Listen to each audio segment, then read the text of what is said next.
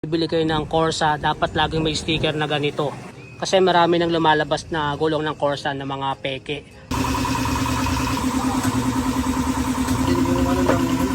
So today mga true friend, eto nga yung Honda Click 125 at papalitan nga natin to ng gulong. So syempre ang ipapalit nga natin dito ay ang Corsa Cross S. Corsa Platinum Cross S. Ang size ito is 90-90-14 at saka 80-90-14. So ganito nga yung tsura ng tread ng Cross S. Ayan, pwede siya sa mga lubak-lubak na kalsada, no? So dual sport siya. And take note nga pala mga trooper na kapag bibili kayo ng Corsa, dapat laging may sticker na ganito. Para legit na legit, okay? Hahanapin nyo yung mga sticker na ganyan. Kasi marami nang lumalabas na gulong ng Corsa na mga peke o yung mga lumang model na.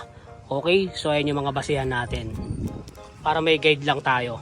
Okay, sino nga mga trooper? Nandito tayo ngayon sa Toyo Vulcanizing Shop. Inuna nga natin yung dito sa may bandang harapan. So madali lang naman siyang tanggalin. Tatanggalin mo lang yung ehe niya. Ayan. Tapos uhugutin na yung gulong. Okay, bago natin palitan yung gulong natin, ito yung tinakbo ng Honda Click 125 na papalitan natin. So 20,780 na yung tinatakbo nitong Honda Click na to, no? Ganda ng tread, oh. Diba? Pwede pang off-road. Kasi nga ano to, dual sport.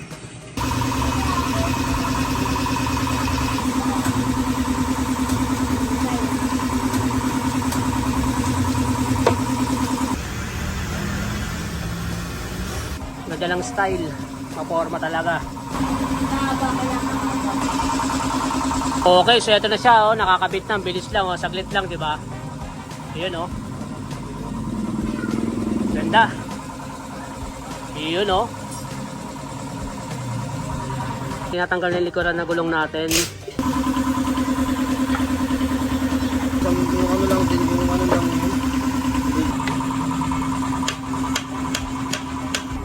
Yan ang itsura nyo. And finally mga true friend, naikabit na nga natin ang bagong gulong para dito sa Honda Click 125. Ito nga ang Platinum Corsa Cross S. So check natin isa-isa at alamin pa natin ang mga detalye sa gulong na ito. Ito nga ang Honda Click 125 na nilagyan natin ng gulong na may sukat na 80-90-14 MC40P. So ang kagandahan lang talaga sa gulong ng Corsa guys is very detailed talaga siya. At makikita natin yung pagkakaprint ng mga detalye sa gulong na to. Umpisahan natin sa kanyang tread, no? So dito nga dahil nga dual sports tong gulong na to, makikita natin yung tread dito talaga namang napakakapal. At meron pa nga siyang hibla-hibla dito. Ito nga yung nag-i-indicate na ang gulong natin is bago pa. At dahil nga dual sports ang gulong na ito, ay pwede itong gamitin sa mga rainy season at syempre sa mga off-road katulad ng mga pagpapasyal tayo or dadayo tayo sa mga malalayong lugar at may mga madadaanan tayo na mga lubak-lubak na kalsada. Kaya namang saktong-sakto to sa ating Honda Click 125 ngayong summer, di ba? At ang isa pa nga sa tinitignan ko talaga pagdating sa gulong is yun nga, yung mga details katulad nga nito. May nakalagay na tubeless, Corsa, Platinum, 35 weeks, year 2023. So ayan yung details niya. And then yung rotation, kung paano yung ikot ng gulong natin at yung load max ng hangin na ilalagay natin dito sa gulong is nakadetalye din dito. Katulad nga yan, max load 140 kg, 309 pounds. Ang range naman nito at 230 kPa, 33 PSI, cold. Diba? So doon pa lang, talaga naman makikita natin yung details niya. At dito nga makikita rin natin dito na kung saan siya gawa. Made in Indonesia, manufactured by Multistrada Ara Sarana.